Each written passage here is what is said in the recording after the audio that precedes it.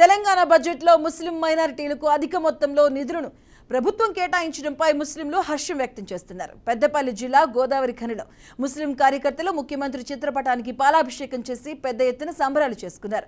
ముస్లిం మైనారిటీలకు 3,000 కోట్లు కేటాయించడం చాలా సంతోషకరమన్నారు. ముస్లింల అభ్యున్నతిని కాంగ్రెస్ పార్టీ ద్వారానే సాధ్యమైందని కొనియాడారు. మైనారిటీలు చాలా సంతోషంగా ఆనందంగా పాలాభిషేకం చేయడం జరిగింది.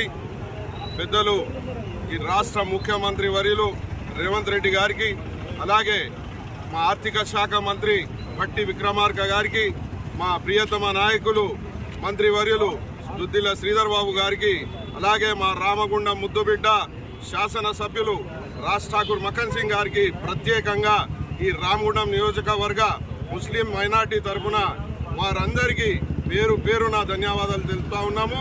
అలాగే వాళ్ళు మమ్మల్ని గుర్తించి ఏదైతే ఎన్నికల్లో వాగ్దానం చేసినారో మైనార్టీలకు ప్రత్యేకంగా మేము చూస్తాము, వాళ్ళ అభివృద్ధిలో మేము తోడ్పాటు చేస్తామని చెప్పి వాళ్ళు మాట ఇవ్వడం జరిగింది.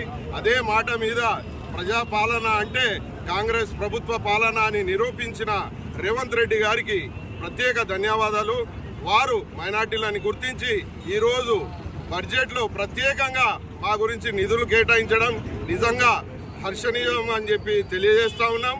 దయచేసి రాబోయే కాలం లోపల కూడా మైనార్టీలు ఖచ్చితంగా కాంగ్రెస్ పార్టీ వైపే ఉంటారు. వారు చేసే ప్రతి పనిలో రాజ్ ఠాకూర్ మక్కన్ సింగ్ వారితోనే మేము ఉంటాం.